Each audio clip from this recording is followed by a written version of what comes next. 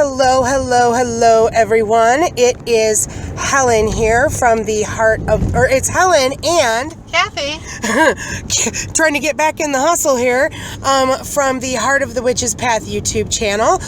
We're coming Podcast. It's a podcast. Yep. See, I'm gonna need a little help here, people. I'm sorry. She's tired. We've been packing my mother. She's moving.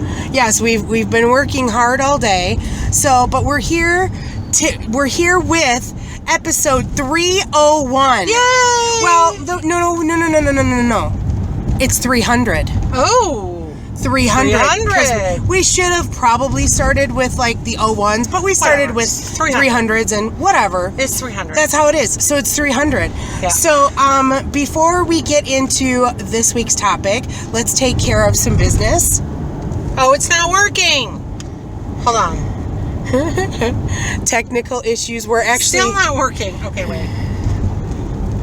Wait a minute. Technical issues. Should we just start over? No. Okay. Oh, it's time for the correspondence of the week. Kathy, tell us what this week's correspondence is. This week's correspondence is air, mostly because I'm warm from moving all day. Yes. So, Kathy, why don't you give us some correspondences for air? Well, the color yellow. Dawn. Dawn, that's the time of the day. Intelligence. Yes, air is linked with intelligence. And knowledge and learning. Exactly. Yeah, I didn't mean, I hope it didn't come off as I was expecting you to do all of them, because that wasn't my intention. No. Did we mention we're tired from moving all day? Oh, bear with us, guys.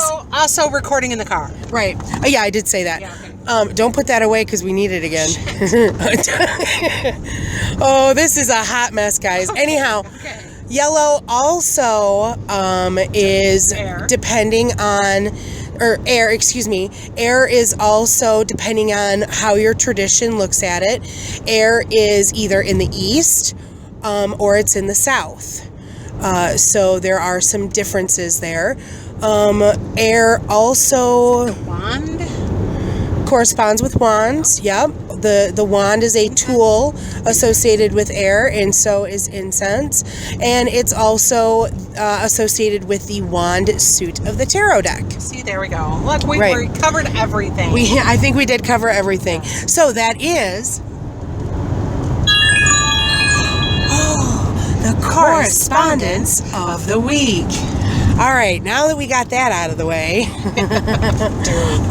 Long day. So, right. Yeah, it's a long day and we've still got things to do. Because we had issues. Right. So this week we want to talk about covens. And how to start one. How to start one, how to Grow one. how to grow, how How to maintain one. right. How to run one. Well, we're going to give some helpful hints on how we do it. Right. Well, whenever we talk, we're only telling you what our experience is. You may do it differently. You may find a different way to do it better, but this works for us. Right.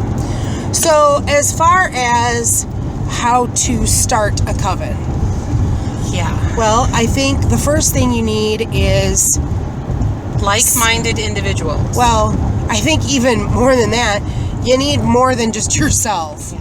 Well, that's what I said, like-minded individuals. Well, yeah. Yeah. It helps if you're like-minded. So Helen and I and another friend decided to start a coven because Helen bought a book that I happen to have a copy of already, and we went, oh, we should practice together. And then the third person said, oh, I should practice with you. And so, look, a coven. right. So we had to come up with a name. And we had to come up with something that's very important and a lot of people miss: bylaws. Yeah, I think, and probably even before bylaws, you probably want to talk with your group and have an idea of what you're about.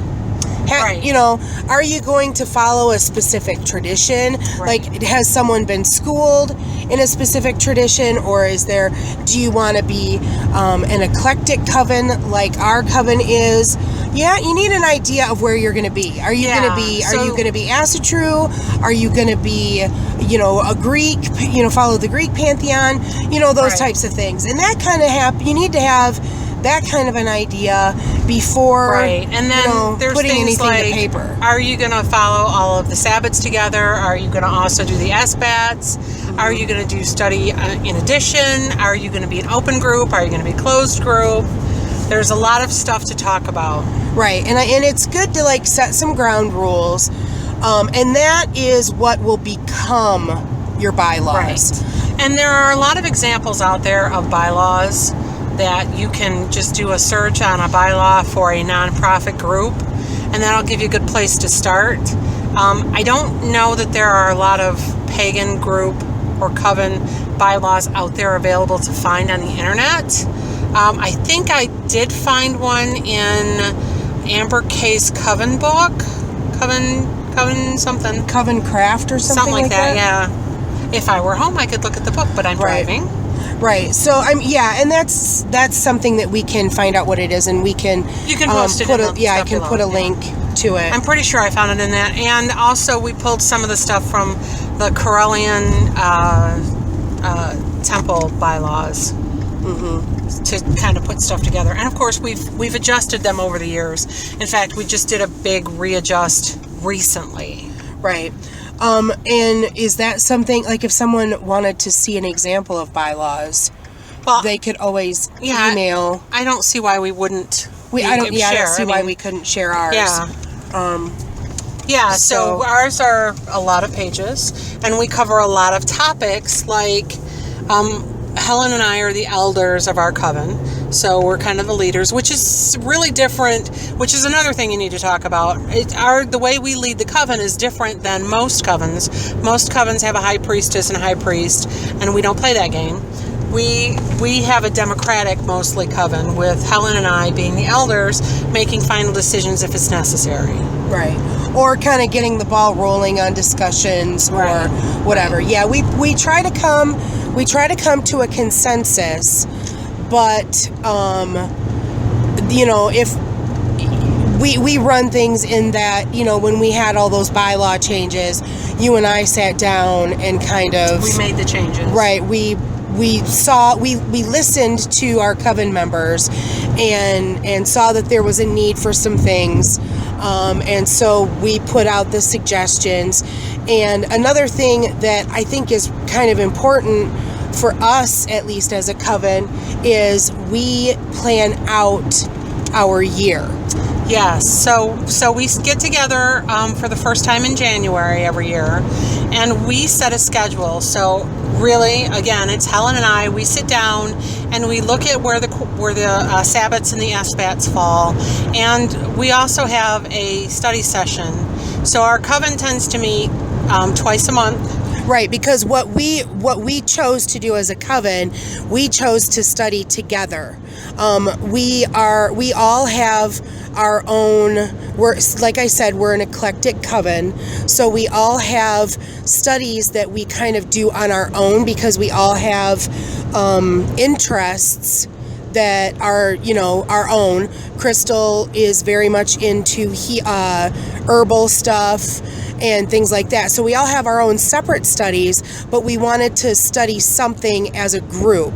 And so last year we did study sessions where we read a book together, like someone would read during the session. We would, discuss, and then we would have lunch together. So really it was a way of growing our knowledge, and it was a way of spending time together in growing our community as a coven as well. Right. So those are some things that you can consider for your own coven.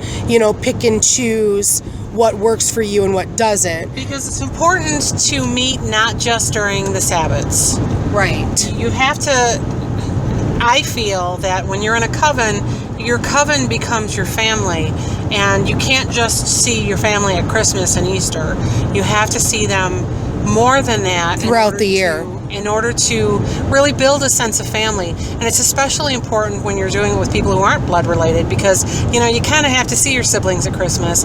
But if it's these people you only see at the Sabbats, maybe you only want to see them at the Sabbats. That doesn't work.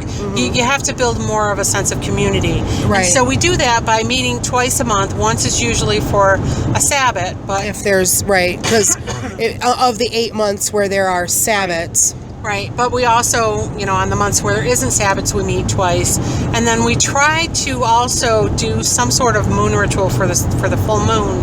Whether we get together on Skype or whether we do it individually, we're encouraged to do something for the full moon. Some kind of observance. Right. I was thinking, and then we also plan events like our Crafty Craft Days, which I've done blogs about, and we do a weekend called Reallured Away, because our coven is the Mystics of Reallure. I'm sure we've probably covered that before, but just to put it out there again. But we have a Reallured Away event where there's been years past where we went to a cabin that was kind of out of the way, kind of up north, kind of a thing. It was in Lewiston, if you're in Michigan. Well, if you're in Michigan, it was up north. Yeah. And then we've also gone to a coven member's house, but we spend the weekend. We take turns teaching some classes, cooking, things like that. So it's kind of like a mini convocation, and then of course convocation is the big event that we go away together down in Detroit, and that's coming up soon. It is. We're so excited. Yeah, it's we all look forward to that. So those are the ways that we kind of build community or build relationships with the coven. And I would hazard to say that we are all pretty close. Yeah, I think so. The coven started, we had a coven previous, but this coven started with Helen and I. And at the time, we really didn't know anybody else who was pagan. And we did the time with the Dianic group, and we met Joy, Cornflower Wolf. So that's a way that you can grow your coven, is to kind of put yourselves out there into other situations where you meet people and find out that you're pagan, or you're interested in, or someone is interested in being pagan or whatever. Because Kathy and I did take that year and a day with the Dianics, and that's how we met Cornflower. Then there's other places that you can meet too. There's things like Pagan Pride Day. A lot of New Age stores will have events throughout the year. Essential Wisdom in Flint has a lot of different classes that they have available. Unfortunately, it's in Flint, so we just don't do it. But they have a lot of meet and greet type things. I do not know if the ones in Lansing do, but there's the Lansing Mid-Michigan Pagan Council has a pagan picnic in the summertime, so you could look around your area and see if there's something like that. There's other groups that have open rituals, like the Druids in Lansing have open rituals. So I believe Sacred Birch Society. I don't know if they're still active, but sometimes they're hard to find, but they're out there. And I mean, if there are New Age type stores in your area, a lot of times people will put up flyers or something like that you can pick up on events. And that's part of the reason why we started doing the pagan meetup too. Right, because we wanted to meet more people that were interested in this type of thing. Not necessarily to grow our coven, but so that we had contacts that were more than just in our coven. Right. So that's a different way of meeting people too. And then you can find people who you jive with and that you would like to, because a coven is all about perfect love and perfect trust. At least it is for us. And so, we're very careful about those that we would ask to join us for ritual, and things like that. We're open to having people join us, but we're careful as well. And I think that's something that I would stress, because it can be really easy to mess up the dynamic of your coven. Yeah, so now we're talking about growing the circle. So what we have done in the past is we've invited people to join us for rituals, because all of our rituals are open with the exception of Imbolc.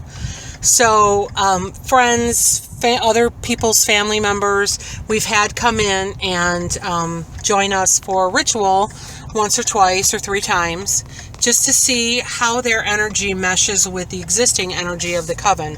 Because we don't want to have somebody come in that gives other people the heebie-jeebies in a magical circle. And we've had a couple of people at different times where we went, oh, yeah, probably not ask them back.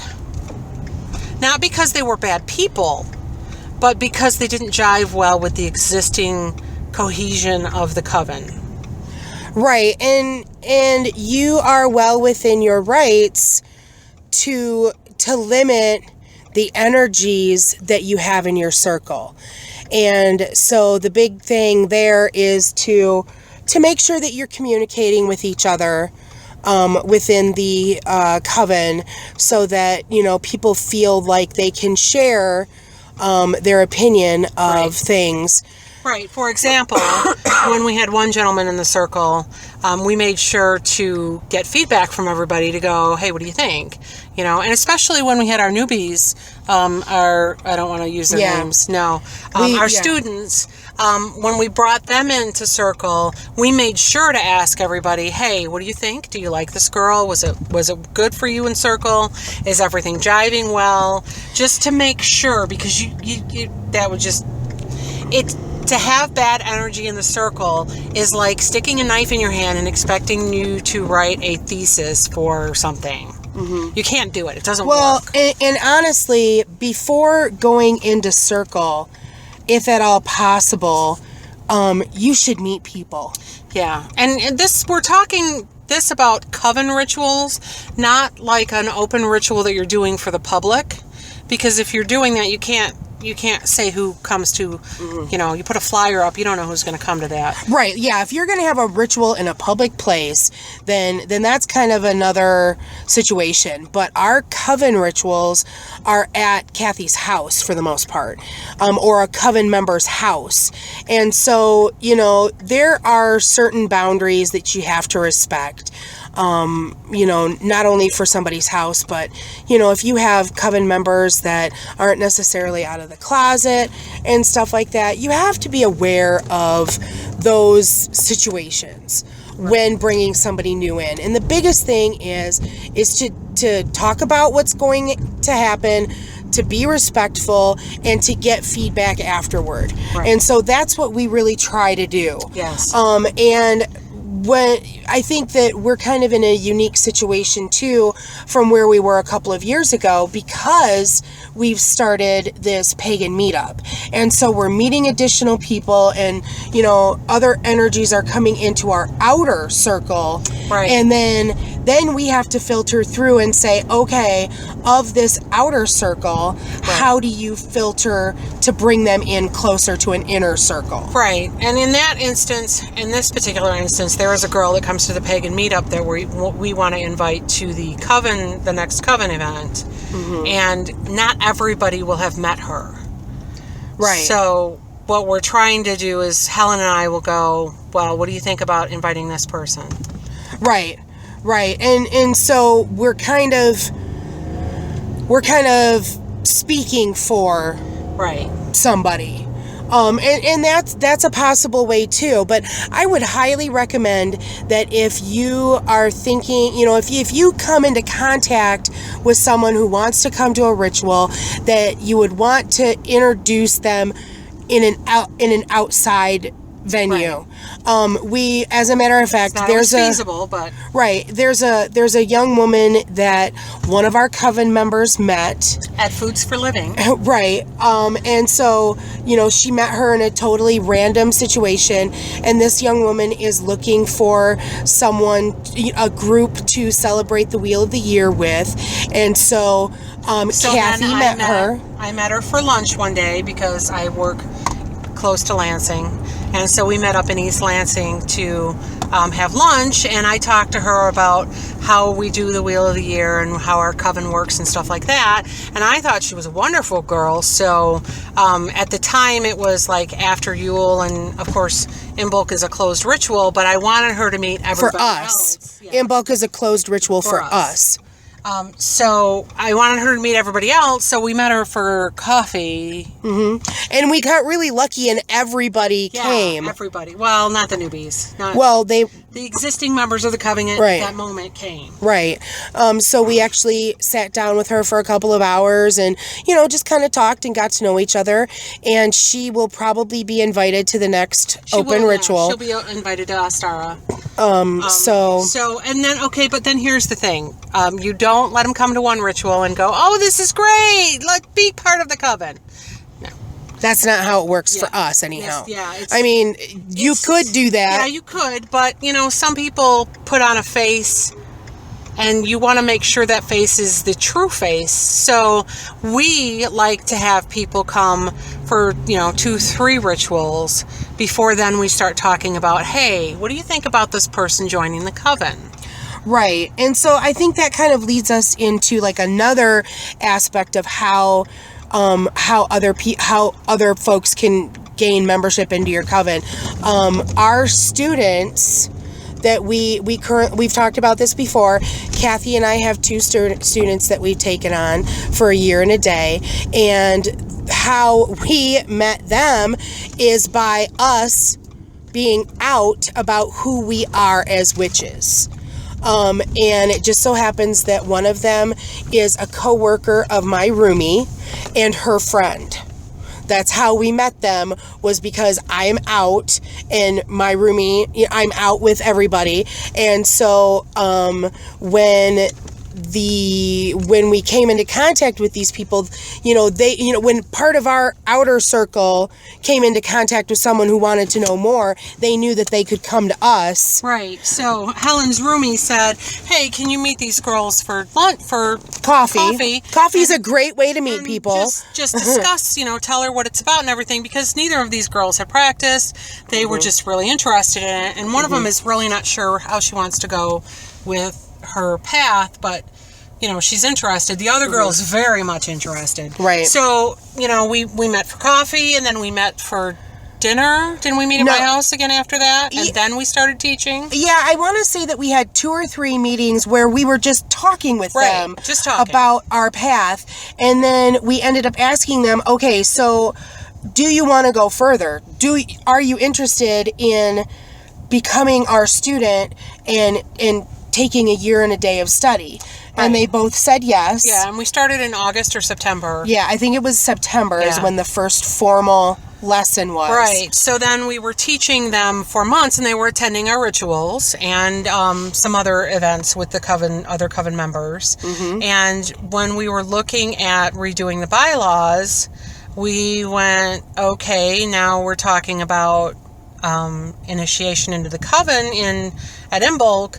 Do we want to initiate these guys now? Right. And the crazy thing for me was we had told them from the get-go that, you're going to go through this year and a day. And when we're done with that, this gives us time to teach you. It gives the rest of our coven an opportunity to get to know you. We will evaluate and see if you mesh with the coven.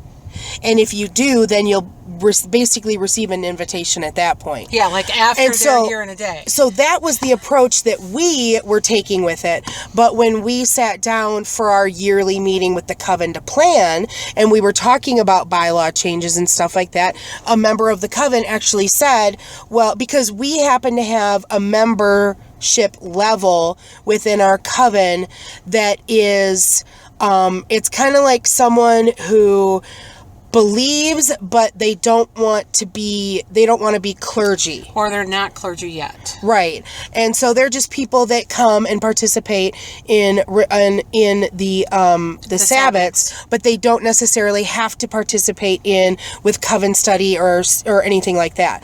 And so someone suggested, well, can't we initiate the two ladies in as this level? And so, that was something that we hadn't considered, and we were very surprised to have our members, be very open to them in that capacity because we were being respectful. Well, and the other people that we brought in at Imbolc it's a sister and a daughter of an existing member of the coven, and we've known them for years. So we knew that it was time to initiate them in, and we were trying to be respectful for the entire coven to wait another 6-8 months before asking these two students to join the coven. But everybody else was like, yeah, why can't we have them? Right. I mean, so it was very serendipitous. Everybody was into it. They suggested it, not us. Right. And so that's why I felt really good about, saying okay. Right. And so we initiated our students in, and that means when they complete their year and a day, the next Imbolc, we will do their dedication or first degree initiation. And so, that's kind of an interesting, it's been an interesting, last year for us. Yeah, I think. Going through the bylaws was very interesting. We added a lot of stuff like, how do we handle open rituals? Because we usually do it through Facebook group events. And if we do events through our secret group, then we can't share that with other people. And just there was a lot of stuff that we detailed out, and there was things like we added that there has to be a not just a majority for someone joining, it has to be a consensus. Everybody has to agree in order for us to invite someone else to the coven. And just a lot of things we were detailing out that were not in there before. Mm-hmm. And I think we recognize, so this is another thing to kind of take into context when you're starting a coven. We've done a lot of growing, and we have the potential to do a lot more growing with people that we're coming into contact with as they jive or don't jive with our group. It's okay to not have set down rules and to have some loose stuff, because that's how we kind of were. Right. But, we had some loose ideas of how we wanted to do things and stuff like that. But we're finding now that, as we grow, we need to have more and more things spelled out, so that it's there for us, because as the elders, people come to us looking for, well, how does this work? Right. And, if we don't remember, then, we need that for us. Right, absolutely. Because we're getting older and we don't always remember everything. But we don't always remember, we talk about something and then we don't write it down and then we don't remember. Right. And so it's important as our coven grows, that we have these things in place so that we have a reference to come back to. Right. So that's kind of another high point to kind of stress. Right. For a coven. So being flexible, I think, is important. Listening to your coven mates, being willing to change things. Listening, communication, those are all really big things. Respect. And putting yourself out there to look for other people who are interested in the same types of things. Mm-hmm. Those are all things. Those are important. Yeah. And if there's something that you want us to speak to specifically, put it in the comments. Definitely. Send us an email. Yes. Yeah. If you've got any questions, let us know. We're hoping to start a section of the podcast where we answer your questions. So feel free to throw some out there, and we'll get to them as soon as we can. And if you have a topic you want us to talk about, put that in the comments or email us, because we're running out of ideas? Well, it's not that we're running out of ideas, but we want to make content that's interesting for you. So, yeah. because we can talk about crap all day. Oh, yeah. We usually We can talk. We can talk smack and crap and all that. Yeah. So, all right. Well, I guess that's going to wrap it up for us for this time. Thank you for listening and for hanging in there with us. Like, subscribe. Definitely comment. Shoot us an email. Definitely. So that's going to wrap it up for us. What's the email? The email is heartofthewitchespath@yahoo.com. Okay, awesome. So, all right. Well, that's gonna be it for us this time. Thanks for taking a walk for a little while with us on the path. And until next time, Blessed be.